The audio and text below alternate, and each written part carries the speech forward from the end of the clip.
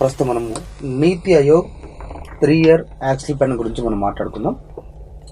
ఇది మనకు అత్యంత ముఖ్యమైనటువంటి టాపిక్ అండి. ఇక దీనికి సంబంధించి పూర్తి సమాచారం ఇంకా మనకు నీతి ఆయోగ్ 3-year యాక్షన్ ప్లాన్ అని చెప్పి మనం డౌన్లోడ్ చేసుకుంటే నెట్లో నుంచి దాదాపు 200 పేజీల మ్యాటర్ వస్తుంది. ఇంకా అదనపు సమాచారం కొరకు మీరు నెట్లో కూడా వెళ్ళి సెర్చ్ చేసుకోవడం చాలా మంచిది. కాబట్టి రాబోయే ఎగ్జామ్లో మనకు ఈ నీతి ఆయోగ్ మీద తప్పనిసరిగా ప్రశ్నలు ఉంటాయి. ఈ నీతి ఆయోగ్ యొక్క 3-year యాక్షన్ ప్లాన్ గురించి మనం ఇప్పుడు మాట్లాడుకుందామండి. ఇక్కడ దీనికంటే ముందుగా నీతి ఆయోగ్ను 2015 సంవత్సరం జనవరి 1వ తేదీన ఏర్పాటు చేయడం అంటూ జరిగింది. దీని యొక్క ప్రధాన కార్యాలయము న్యూఢిల్లీలో ఉంది.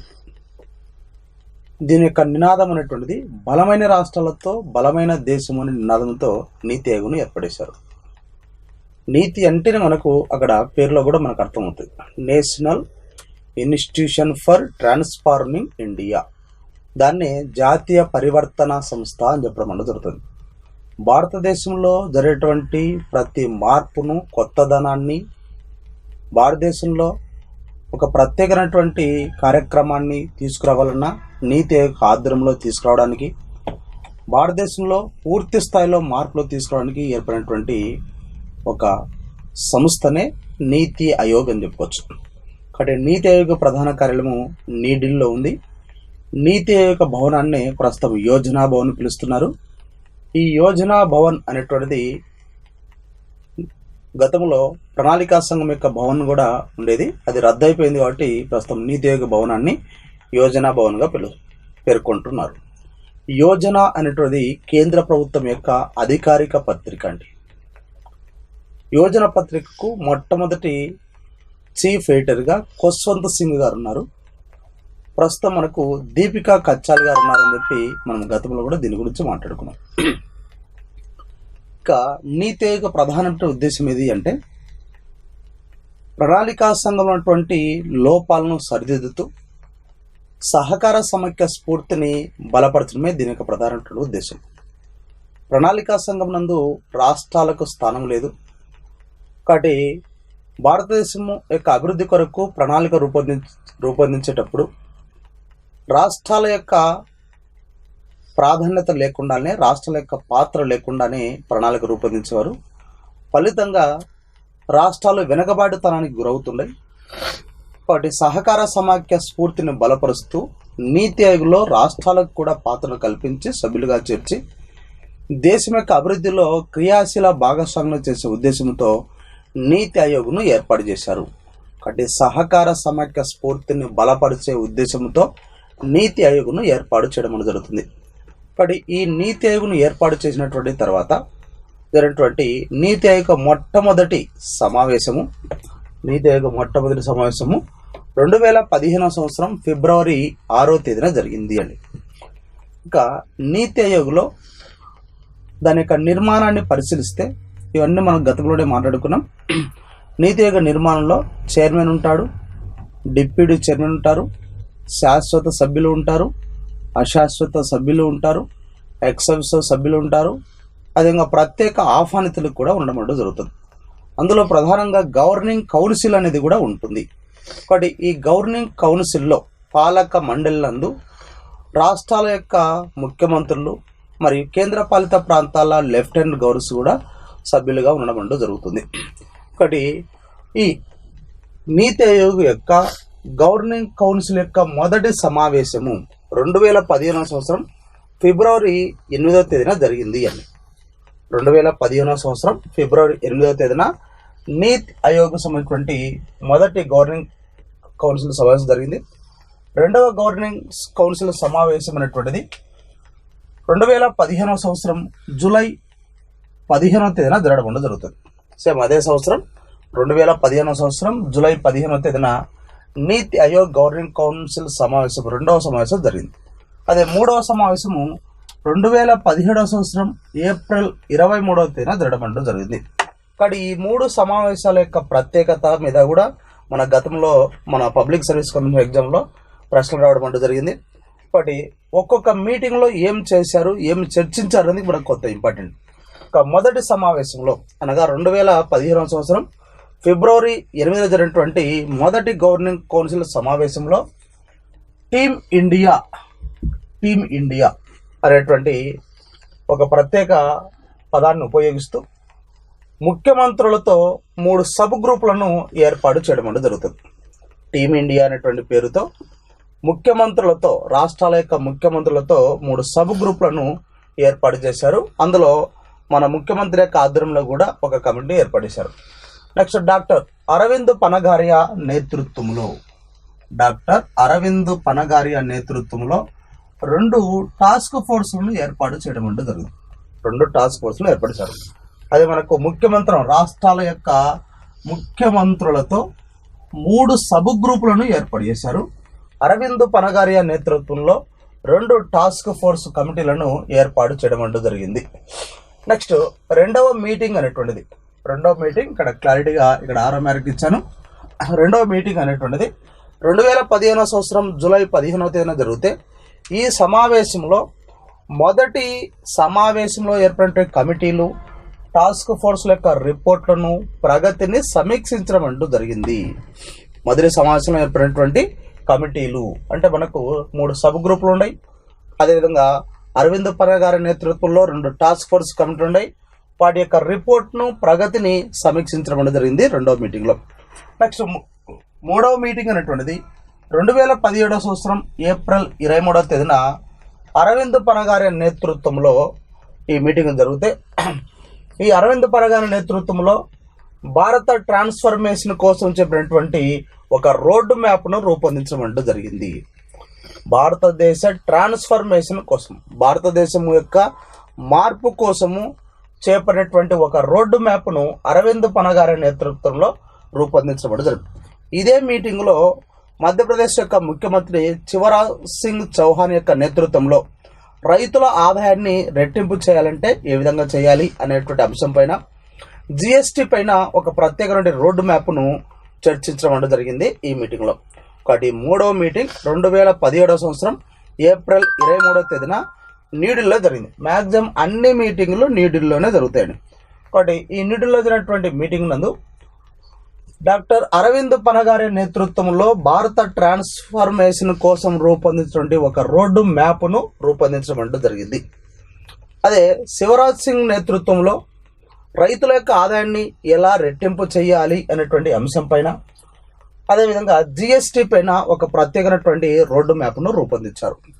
ఇక మనకు నీతి ఆయోగ్ ఏర్పాటు చేసిన తర్వాత దేశం యొక్క అభివృద్ధి కోసము 3 ప్రత్యేకమైనటువంటి ప్లాన్లను రూపొందించడం జరిగింది. మనకు 12వ ప్రణాళిక 2017 వరకు ఉండాలి. కానీ 2015 సంవత్సరంలో నీతి ఆయోగ్ ఏర్పడిన తర్వాత 12వ ప్రణాళికను అంతటితో క్లోజ్ చేయడం అంటూ జరిగింది. అందుకని 13వ ప్రణాళిక మనకి ఇంకా లేదు, రాబోదు కూడా. ఇక మనకు నీతి ఆయోగ్ ఏర్పడిన తర్వాత నీతి ఆయోగ్ ఆధ్వర్యంలో దేశం యొక్క అభివృద్ధి కొరకు ప్రణాళిక రూపొందిస్తూ నీతి ఆయోగ్ 3 ఇయర్ యాక్షన్ ప్లాన్ అనే దాన్ని రూపొందించారు. ఒకవేళ సింపుల్ మనం ప్రశ్నలు అడిగినా నీతి ఆయోగ్ 3 ఇయర్ యాక్షన్ ప్లాన్ యొక్క కాలం ఎంత అని అడగవచ్చు. కాబట్టి నీతి ఆయోగ్ 3 ఇయర్స్ యాక్షన్ ప్లాన్ ను రూపొందించారు. దీని యొక్క కాలం 2017-18 నుంచి 2019-20 వరకు. ఈ కాలంలో దీని గురించి ప్రధానంగా ప్రస్తావించారు అంటే 14వ ఆర్థిక సంఘ కాలంలో సమకూరేటువంటి ఆర్థిక వనరుల అంచనాలకు అనుగుణంగా దీన్ని రూపొందించారు. 14వ ఆర్థిక సంఘం అవార్డు కాలంలో అంటే 14వ ఆర్థిక సంఘము అవార్డు కాలం మనకు 2015 నుంచి 2020 వరకు ఉన్నాం. ప్రస్తుతం మనము 14వ ఆర్థిక సంఘం సిఫార్సుల కాలంలోనే ఉన్నాం. కాబట్టి ఈ కాలంలో సమకూరేటువంటి ఆర్థిక వనరుల అంచనాలకు అనుగుణంగా ఈ మ్యాప్ను ఏదో 3 ఇయర్ యాక్షన్ ప్లాన్ ను రూపొందించడం అంటూ జరిగింది అని. నెక్స్ట్ రెండవది 7 ఇయర్స్ స్ట్రాటజీ డాక్యుమెంట్ అంటారు. 7 ఇయర్స్ స్ట్రాటజీ డాక్యుమెంట్ 7 సంవత్సరాల వ్యూహాత్మక డాక్యుమెంట్ అంటారు.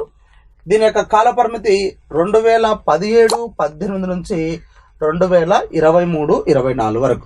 2017-18 నుంచి 2023-24 వరకు అండి. కాబట్టి ఇందులో నేషనల్ డెవలప్మెంట్ ఎజెండాకు అనుగుణంగా, జాతీయ అభివృద్ధి ఎజెండాకు అనుగుణంగా దీర్ఘకాలంలో మన దేశంలో అమలు చేసే విధానాలకు అనుగుణంగా 7 ఇయర్స్ వ్యూహాత్మక డాక్యుమెంట్ రూపొందించడం జరుగుతుంది. జాతీయ అభివృద్ధి ఎజెండాలో మన దేశం యొక్క అభివృద్ధి కొరకు దీర్ఘకాలిక లక్ష్యాలకు అనుగుణంగా రూపొందించబడినది ఏది అంటే 7 years స్ట్రాటజీ డాక్యుమెంట్ అని చెప్పుకోవచ్చు. అదే మనకు మూడవది 15 years విజన్ డాక్యుమెంట్ అనేటువంటి 15 years విజన్ డాక్యుమెంట్. ఇది 2017-18 నుంచి 2031-32 కాలానికి సంబంధించి రూపొందించారు. దీని యొక్క ముఖ్యమైన ఉద్దేశము సామాజిక లక్ష్యాలకు అనుగుణంగా దీన్ని రూపొందించడం జరిగింది. సామాజిక లక్ష్యాలకు అనుగుణంగా రూపొందించినటువంటిది 15 years విజన్ డాక్యుమెంట్ అని చెప్పుకోవచ్చు అండి.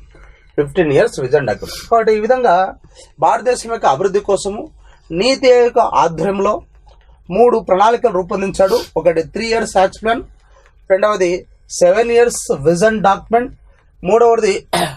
7 years స్ట్రాటజీ డాక్యుమెంట్, మూడవది 15 years విజన్ డాక్యుమెంట్ అని చెప్పి 3 ప్రణాళికలు రూపొందించి కాబట్టి 3 ప్రణాళికలు రూపొందించారు. ఇందులో మనకు మొదటిది అనేటువంటిది 3 years యాక్షన్ ప్లాన్ అనేటువంటిది 14వ ఆర్థిక సంఘము సిఫార్సులకు అనుగుణంగా రూపొందించారు.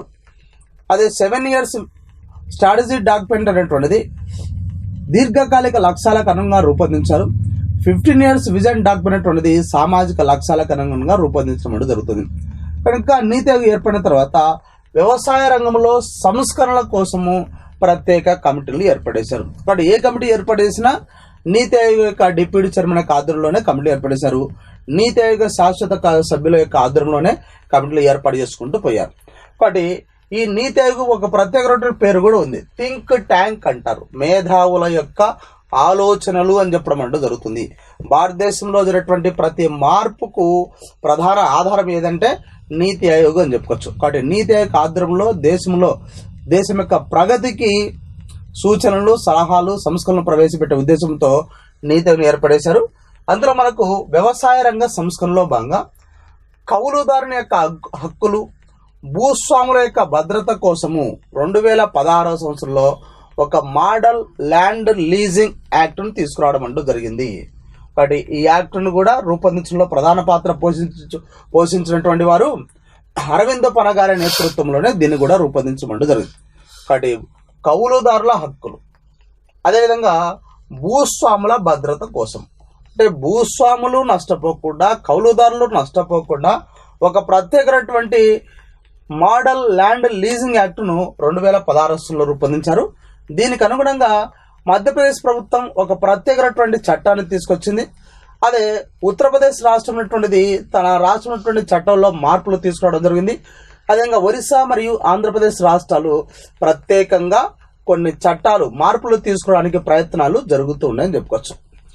నెక్స్ట్, ఈ వ్యవసాయ సంస్కరణలో భాగంగా నీతి ఆయోగ్ యొక్క నేతృత్వంలో అగ్రికల్చర్ మార్కెటింగ్ రిఫార్మ్స్ అనేటువంటిది, అదే ప్రైవేటు భూముల్లో ఫారెస్ట్రీ అనేటువంటిది, వ్యవసాయ భూమి లీజింగ్ అనేటువంటిది, మెయిన్గా ఈ 3 అంశాలు గుర్తుంచుకొని అగ్రికల్చర్ మార్కెటింగ్ రిఫార్మ్స్, ప్రైవేటు భూముల్లో ఫారెస్ట్రీ, అదేవిధంగా వ్యవసాయ భూమి లీజింగ్, ఈ 3 అంశాలను ఆధారంగా చేసుకొని 2016వ సంవత్సరం అక్టోబర్ 21వ తేదీన నీతి ఆయోగ్ యొక్క నేతృత్వంలో ఉన్నటువంటి అరవింద్ పనగారియా కమిటీ రాష్ట్రాలను సంప్రదించి ప్రత్యేక చట్టాలు తీసుకురావడం అంటూ జరుగుతుంది.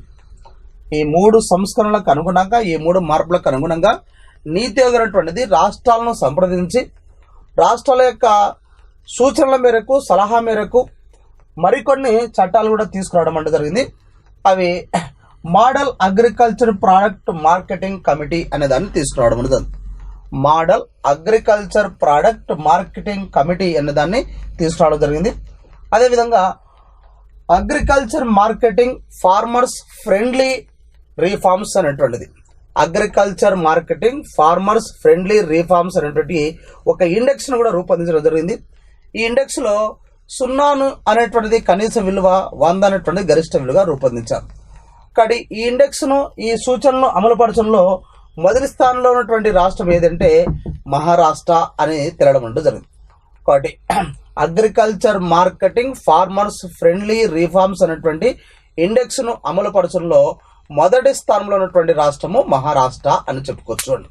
మళ్ళీ నీతి ఆయోగ్లో మరికొన్ని సంస్కరణలు చూసినట్లయితే అందులో మనకు వైద్య విద్యలో సంస్కరణలు కూడా ప్రవేశపెట్టడానికి నీతి ఆయోగ్ ప్రత్యేకంగా కమిటీ ఏర్పడేసింది. ఆ కమిటీకి కూడా చైర్మన్ నీతి ఆయోగ్ డిప్యూటీ చైర్మన్ అధ్యక్షతనే కమిటీ కూడా ఏర్పడిచింది.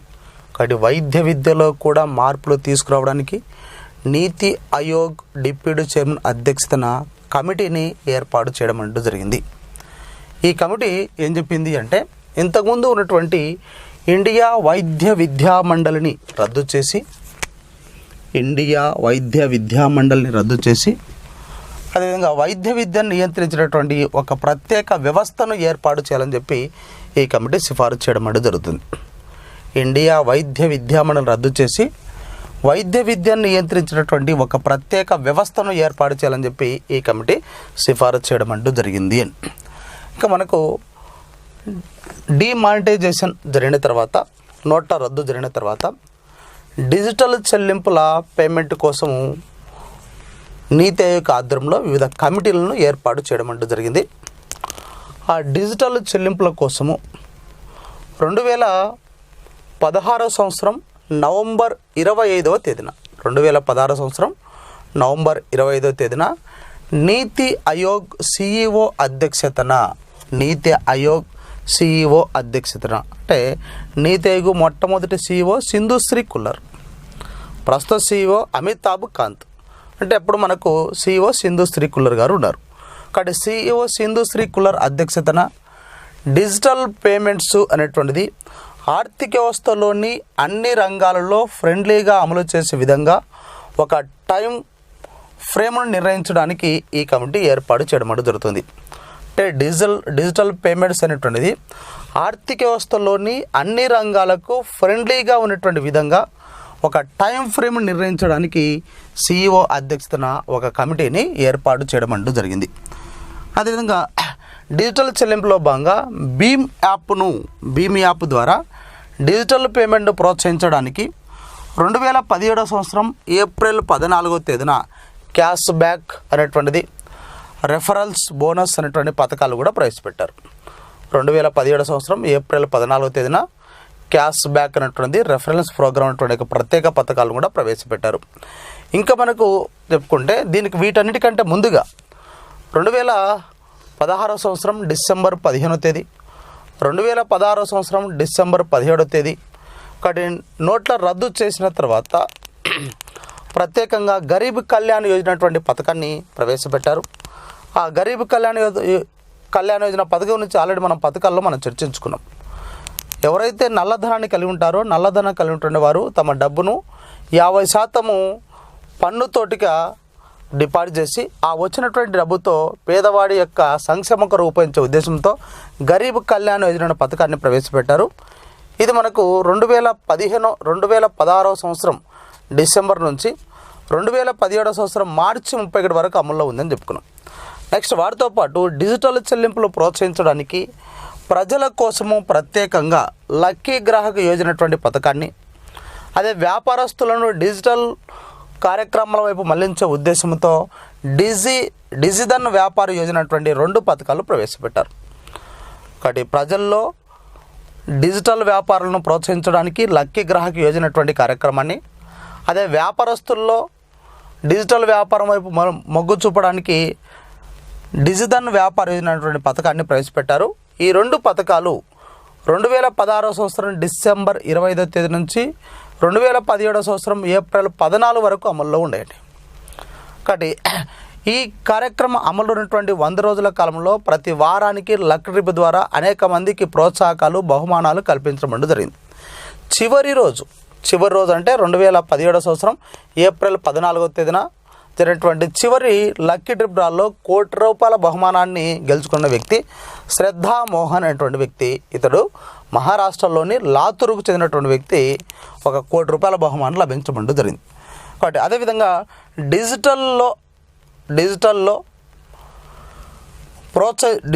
డిజిటల్ లావాదేవీలను ప్రోత్సహించడానికి ప్రతి జిల్లాకు ₹50 కోట్ల కేటాయించాలని చెప్పి నీతి ఆయోగ్ ప్రత్యేకంగా నిర్ణయించడం జరిగింది. సేమ్ అదేవిధంగా 2016 సంవత్సరం నవంబర్ 30వ తేదీన డిజిటల్ చెల్లింపుల కోసము ప్రత్యేకంగా ముఖ్యమంత్రుల కమిటీని ఏర్పాటు చేశారు.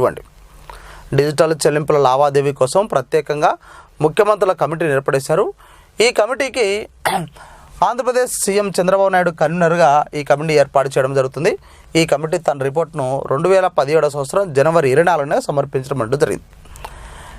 ఇక వాటితో పాటు డిజిటల్ పేమెంట్స్ ప్రమోట్ చేసేందుకు మధ్యకాలిక సిఫార్సులు చేయడానికి రతన్ పి వాతల్ అంటే ఇతడు నీతి ఆయోగ్ సలహాదారుడు అని చెప్పుకోవచ్చు. రతన్ పి వాతల్ యొక్క నేతృత్వంలో డిజిటల్ పేమెంట్స్ను ప్రమోట్ చేసేందుకు, ముఖ్యంగా మధ్యకాలిక సిఫార్సు చేసేందుకు రతన్ పి వాతల్ యొక్క నేతృత్వంలో ప్రత్యేక కమిటీని కూడా ఏర్పాటు చేయడం అంటూ జరిగింది. కాబట్టి వైద్య రంగంలో సంస్కరణల కోసము నీతి ఆయోగ్ డిప్యూటీ చైర్మన్ అధ్యక్షతన కమిటీ ఏర్పడేశారు. ఈ కమిటీ ఇండియాలో వైద్య విద్యా మండలిని రద్దు చేసి వైద్య విద్యను నియంత్రించినట్టు ఒక ప్రత్యేక వ్యవస్థను ఏర్పాటు చేయాలని చెప్పడం జరుగుతుంది. ఇక డిజిటల్ చెల్లింపుల్లో లావాదేవీలను ప్రోత్సహించడానికి ముఖ్యమంత్రుల సబ్ కమిటీని ఏర్పడేశారు. దానికి ఆంధ్రప్రదేశ్ సీఎం చంద్రబాబు నాయుడు కన్వీనర్గా కమిటీ ఏర్పడేశారు. ఆ కమిటీ 2017 సంవత్సరం జనవరి 24న తన నివేదన సమర్పించింది. అదేవిధంగా డిజిటల్ చెల్లింపుల కోసము మధ్యకాలిక సిఫార్సులు చేయడానికి రతన్ పి వాతల్ నేతృత్వంలో కమిటీని ఏర్పాటు చేశారు. నెక్స్ట్ వాటితో పాటు డిజిటల్ చెల్లింపులు అనేటువంటిది ఆర్థిక వ్యవస్థలోని అన్ని రంగాల్లో ఫ్రెండ్లీగా అమలు చేసే విధానంలో ఫ్రెండ్లీగా అమలు చేసే విధంగా ఒక టైం ఫ్రేమ్వర్క్ నిర్ణయించడానికి నీతి ఆయోగ్ యొక్క CEO అధ్యక్షతన ఒక కమిటీని ఏర్పాటు చేశారు. ఇది డిజిటల్ లావాదేవీలను ప్రోత్సహించడానికి ప్రతి జిల్లాకు ఒక 50 కోట్ల రూపాయలు కేటాయించాలని చెప్పి నీతి ఆయోగ్ నిర్ణయించింది. ఇంకా భీమ్ యాప్ ద్వారా డిజిటల్ను ప్రోత్సహించడానికి 2017 సంవత్సరం ఏప్రిల్ 14వ తేదీన క్యాష్ బ్యాక్, అదేవిధంగా రెఫరల్ బోనస్ అనేటువంటి ఒక ప్రత్యేక పథకాలను ప్రవేశపెట్టారు. వాటితో పాటు ప్రజల్లో డిజిటల్ లావాదేవీలను ప్రోత్సహించడానికి, అదేవిధంగా వ్యాపారస్తుల్లో డిజిటల్ లావాదేవీలను ప్రోత్సహించడానికి లక్కీ గ్రాహక యోజన, డిజిటల్ వ్యాపార యోజన పథకాలను ప్రవేశపెట్టడం అంటూ జరిగింది. ఈ విధంగా వైద్య విద్యలో సంస్కరణలు తీసుకురావడానికి ప్రత్యేక కమిటీలు ఏర్పడేశారు. అదేవిధంగా డిజిటల్ లావాదేవీలలో మార్పులు తీసుకురావడానికి, ప్రజల అవగాహన కల్పించడానికి ప్రత్యేక కమిటీలను ఏర్పాటు చేయడం అంటూ జరిగింది అని. నెక్స్ట్ నీతి ఆయోగ్ సంస్కరణలో భాగంగా ముఖ్యమంత్రుల సబ్ గ్రూప్ కమిటీలను ఏర్పాటు చేసింది ఆల్రెడీ అని చెప్పుకున్నాం. అది డిజిటల్ చెల్లింపులో భాగంగా ఏర్పడేసింది.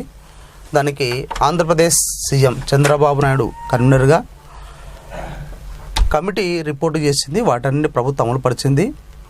ఆ తర్వాత CEO అధ్యక్షతన కమిటీలు ఏర్పాటు చేసింది అని చెప్పుకున్నాం. అదే మధ్యకాలిక సిఫార్సుల కోసము రతన్ పి వాతల్ యొక్క నేతృత్వంలో మరో కమిటీ ఏర్పడేసింది. వాటితో పాటు ముఖ్యమంత్రుల సబ్ గ్రూప్ కమిటీలను కూడా ఏర్పడేసింది. అందులో ముఖ్యంగా ఈ ముఖ్యమంత్రుల సబ్ గ్రూప్ కమిటీ సిఫార్సుల మేరకు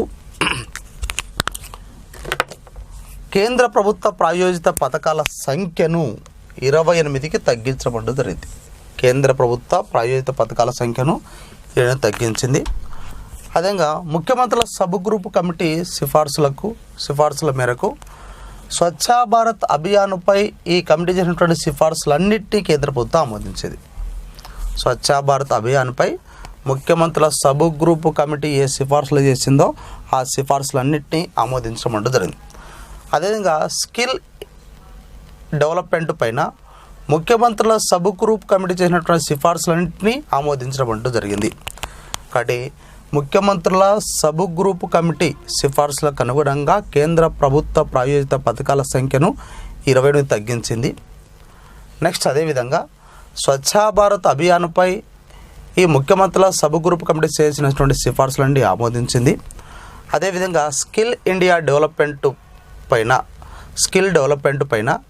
ఈ సబ్ గ్రూప్ కమిటీ చేసినటువంటి సిఫార్సులన్నీ కేంద్ర ప్రభుత్వం ఆమోదించడం జరిగింది. దానికి అనుగుణంగా మనము అన్ని స్కిల్ డెవలప్మెంట్ పైన ఎటువంటి పథకాలు ప్రవేశపెట్టిందని కూడా మనం మాట్లాడుకున్నాం. Next Atal innovation mission, Atal ఆవిష్కరణ మిషన్ అంటారు.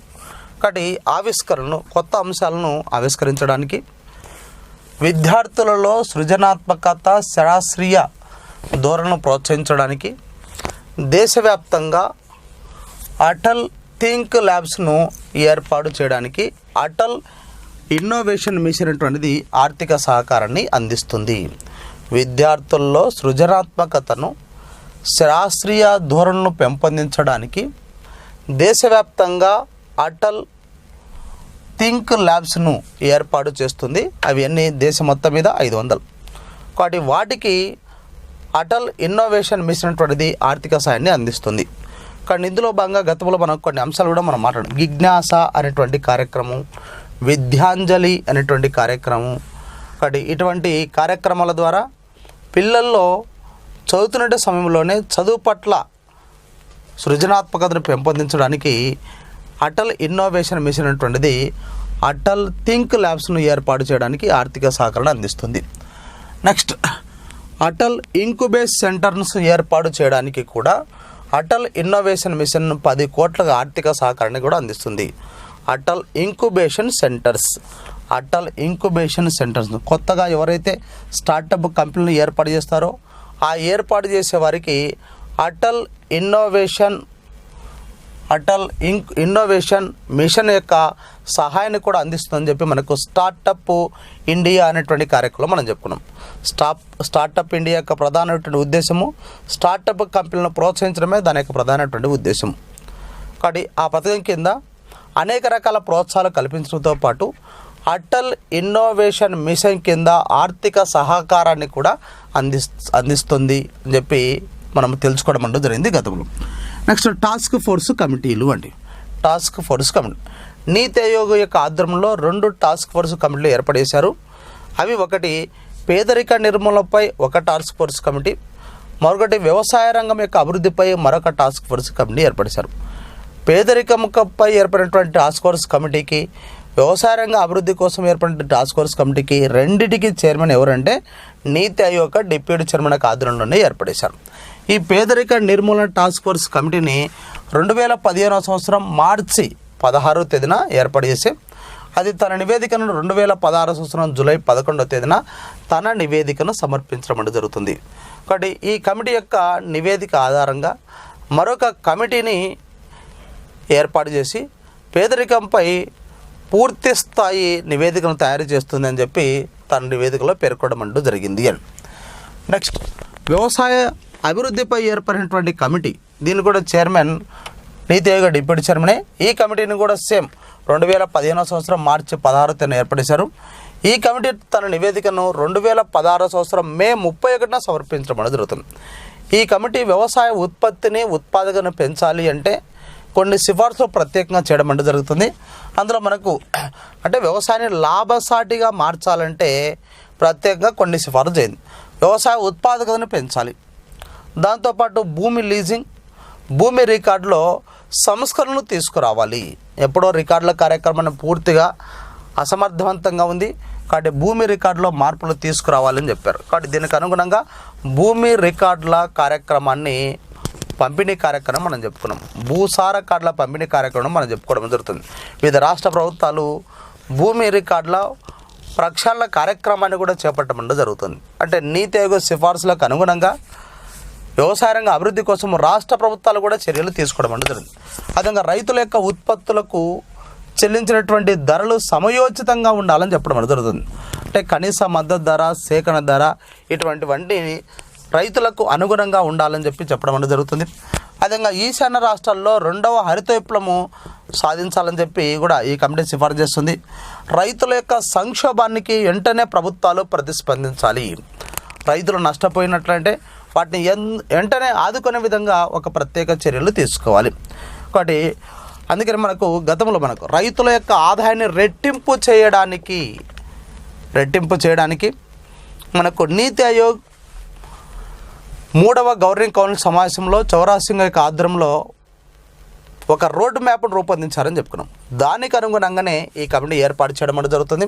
కాబట్టి రైతుల యొక్క సంక్షోభం నివారించడానికి ప్రభుత్వం వెంటనే చర్యలు తీసుకోవాలి.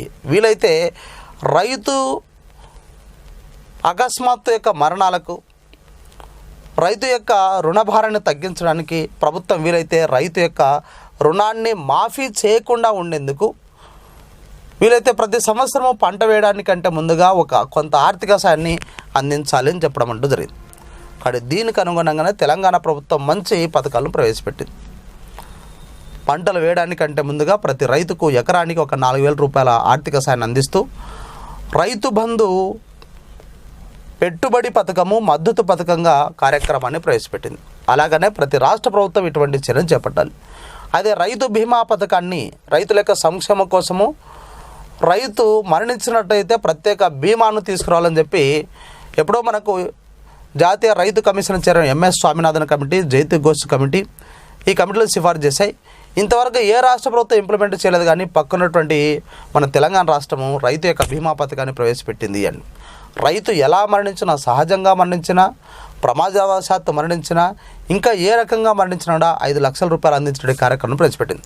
అలాగా రైతు సంక్షోభానికి వెంటనే స్పందించాలని చెప్పి అంశాలను ఈ కమిటీ సిఫారసు చేయడం అనేది జరిగింది. కాబట్టి టాస్క్ ఫోర్స్ కమిటీలు మనకు 2 ఉన్నాయి. ఒకటి పేదరిక నిర్మూలనపై టాస్క్ ఫోర్స్ కమిటీ, అదేవిధంగా వ్యవసాయ రంగం అభివృద్ధిపై టాస్క్ ఫోర్స్ కమిటీ. అదేవిధంగా అటల్ ఇన్నోవేషన్ మిషన్ కింద ఆవిష్కరణను ప్రోత్సహించడానికి ప్రభుత్వం అటల్ ఇన్నోవేషన్ మిషన్ అటువంటి కార్యక్రమాన్ని ప్రవేశపెట్టింది. వాటి ఇంక్యుబేషన్ సెంటర్ను ప్రోత్సహించడానికి ఇది ఏర్పడేస్తుంది. అదేవిధంగా విద్యార్థుల్లో సృజనాత్మకతను, శాస్త్రీయ దృక్పథాన్ని పెంపొందించడానికి అటల్ థింక్ ల్యాబ్స్ను ఏర్పాటు చేయడం అంటూ జరిగింది. అదే ముఖ్యమంత్రుల సబ్ గ్రూప్ కమిటీను ఏర్పాటు చేసి ఆ కమిటీలో జరిగినటువంటి సిఫార్సులన్నింటినీ ఆమోదించడం అంటూ జరిగింది.